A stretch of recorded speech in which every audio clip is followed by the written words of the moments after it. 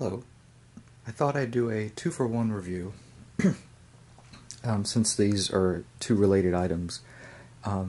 If you're an H.P. Lovecraft fan, there is one tarot deck that is the one that it's pretty popular.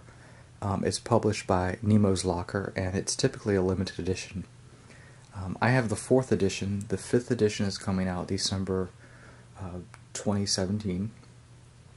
And I'm not sure if they make many changes to it, but it's typically, you can buy it around maybe for $30, and it's an oversized deck, and I'll show it to you.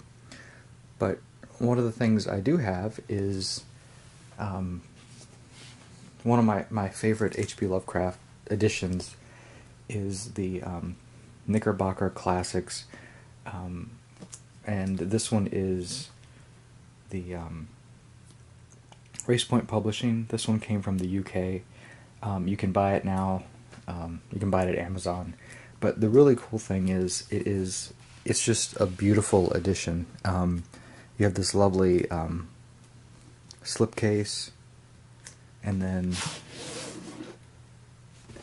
the book itself is in like a satin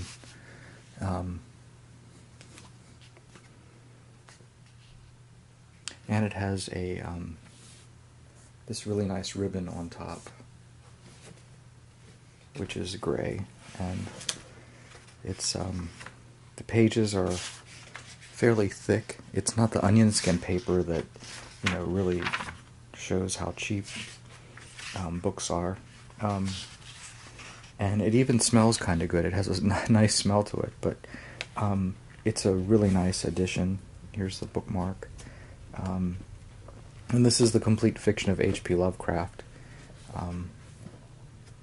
And it is over 1,000 pages. And there's really, there's a timeline in the back. The life and times of H.P. Lovecraft. Further reading.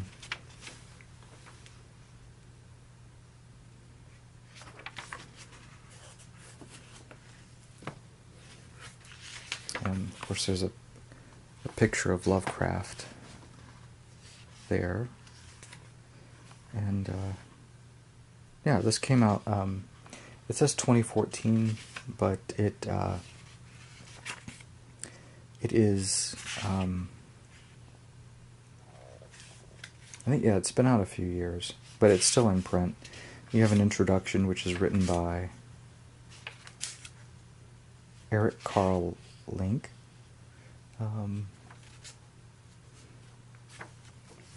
A lot of people, when they see stuff about H.P. Lovecraft, one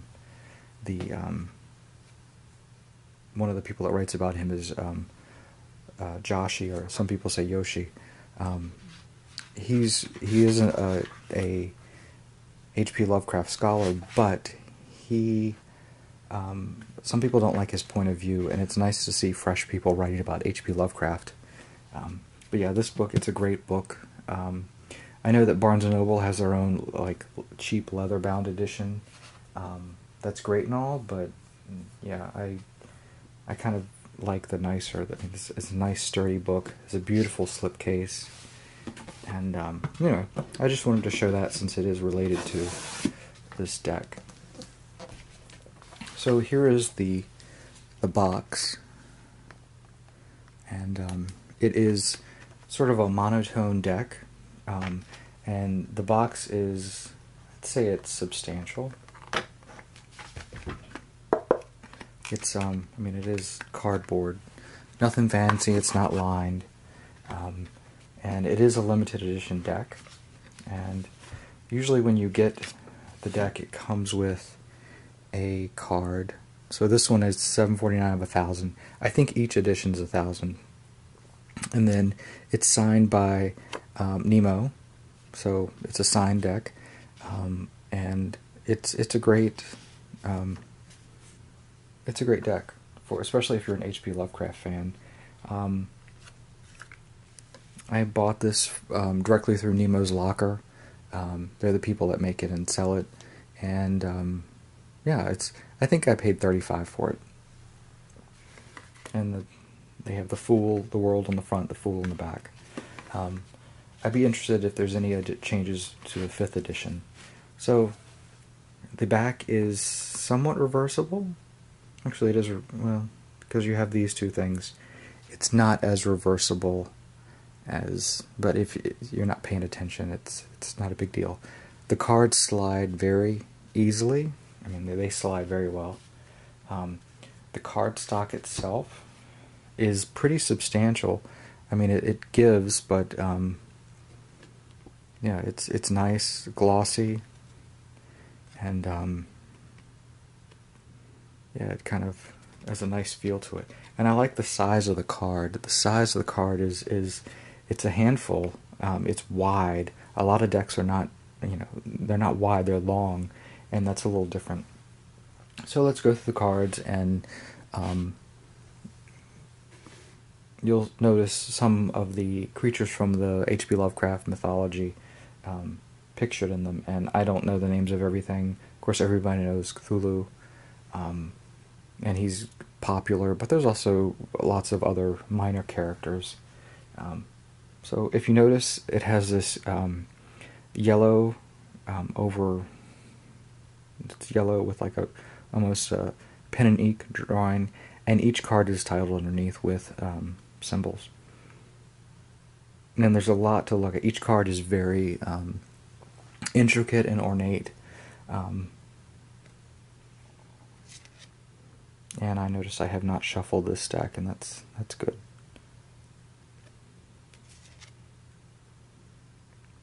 And this does follow the Rider-Waite tradition. So 4 suits and 78 cards. And the one thing that is, you see there's a border typically on each card with symbols. And the minor arcana do have title indicators of what the card generally means. So you may or may not like that.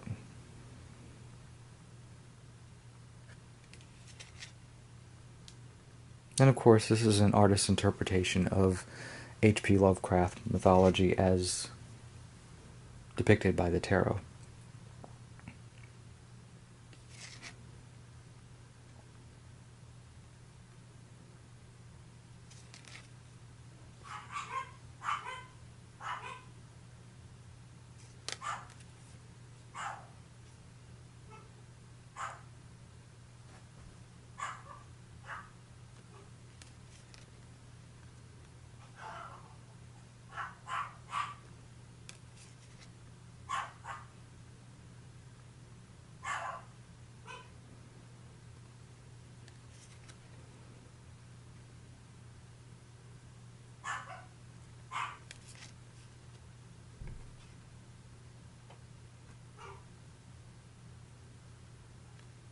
The symbols at the bottom are elemental,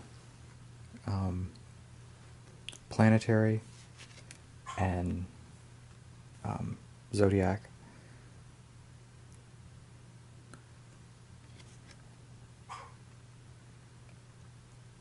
But if you notice, the depictions are very much in the scope of the Rider-Waite deck.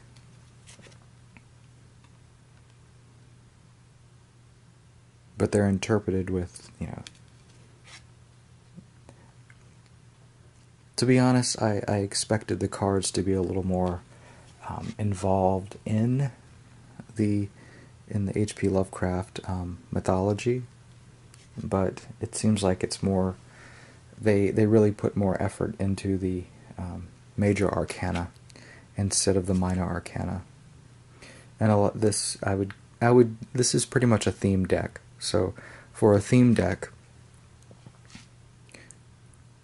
I just kind of expected a little bit more more involvement in making the minor arcana, because you can do a lot with the minor arcana and still keep it traditional.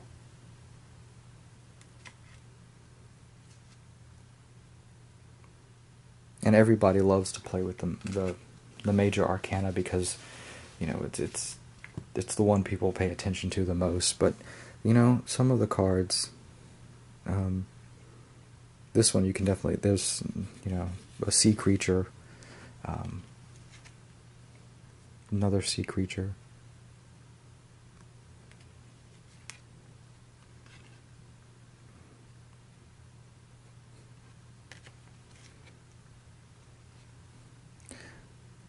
They're overgrown sea monkeys.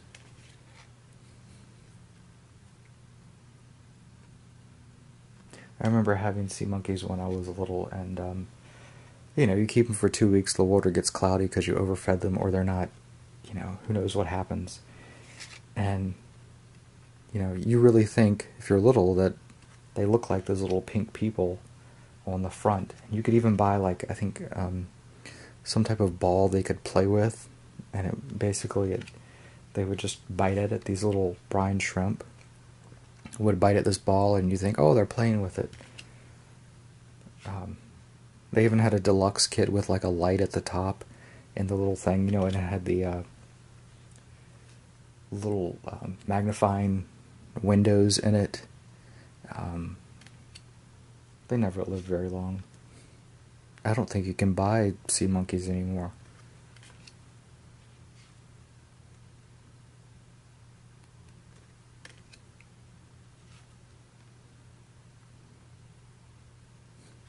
But it was fun to imagine they were little people building their little community and having babies, and you were the keeper. So here we have some stuff going on, cloven hooves. The deck can be seen as a little sinister, but I don't think so. I mean, yeah, you could say, oh, this is demonic. But to be honest, there's no Satan in H.P. Lovecraft. There's no Lucifer per se. There's the elder gods. The mythology is completely separate. And for the different suits, the border does change, which is nice.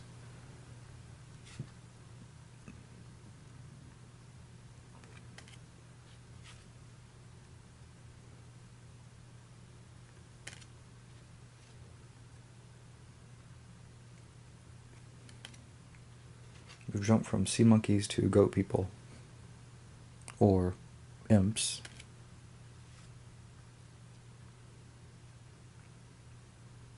Or demons. But really, the depictions are not very demonic when you look at them. I mean, it is interpreting the tarot. Oh, and here's the major arcana, so we'll go backwards. And with these, they've used the Hebrew alphabet. And I don't know the Hebrew alphabet, but they've used it there in conjunction with this. So look how ornate this card is. I mean, there's a lot there depicted. And like the world in the Rider-Waite deck, you know, you have the bull, like the bird, the lion, and then there's some creature here that looks like it's part of the mythology. The Last Judgment. And you see the detail in the card is, I mean, it's pretty remarkable. And that's what I was saying. There's more stuff put into the major arcana than the minor arcana. And that's fine. Symbols of the zodiac. I always look for Capricorn, that's mine.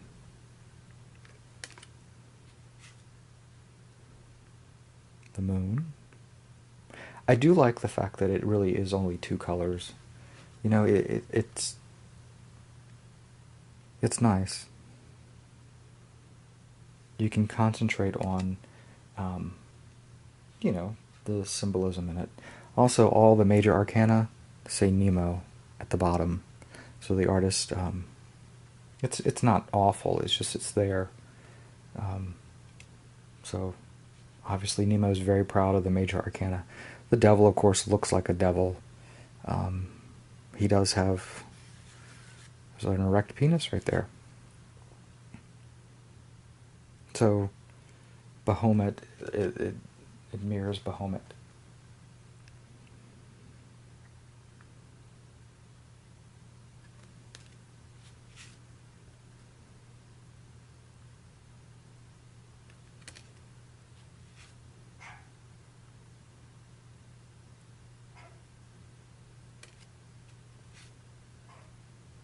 This is a nice card. The Day and Night. The Wheel of Fortune. Again.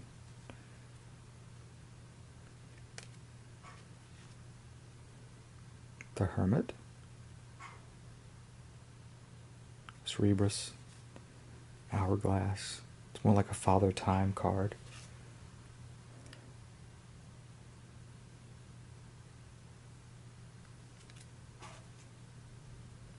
The Chariot. Nemo.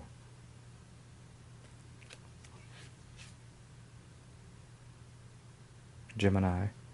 The Lovers. And that is Cthulhu. Everybody recognizes him with the tentacled face. Hierophant. Again, we have the bird, the bull, the lion, and the human-like figure depicted in the four corners.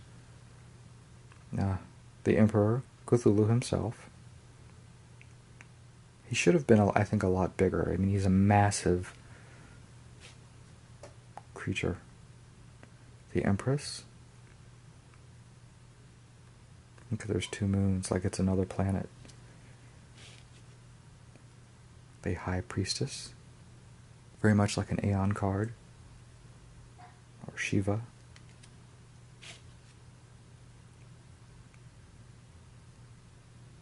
The Magus. So the Magician. The numbers here, I'm not sure what the numbers are. I'm sure they have something to do with H.P. Lovecraft. And then the Fool. We have the dog, but the dog is chewing on his leg. There is a precipice, but there's spikes in the precipice. We have this beautiful disc here. The flower looking upward. We have some Hebrew. And we have symbols all throughout. It's a very nice card. So that's the Azathoth Tarot, the 4th edition. Some of the other Lovecraft books I have, which are, I believe they're still in print. This one is The Transition of H.P. Lovecraft, and this is 29 of his stories. But this one's nice because it has, there are some pictures in it. Well, a few, which are kind of nice.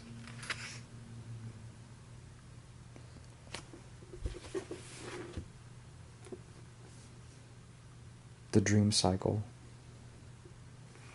Dreams of Terror and Death. So these have loose themes. And they have some of the his major works in it. Of course, these are repeated in the big complete fiction. And this one is sort of Tales of the Cthulhu mythos. And this is H.P. Lovecraft with other people. So if you really like the mythos of Cthulhu, there's other authors writing about it. We have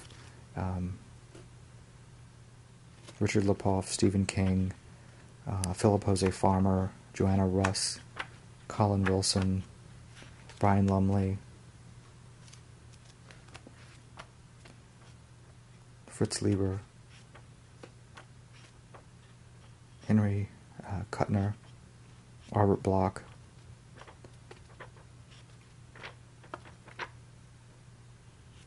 Augusta Lith,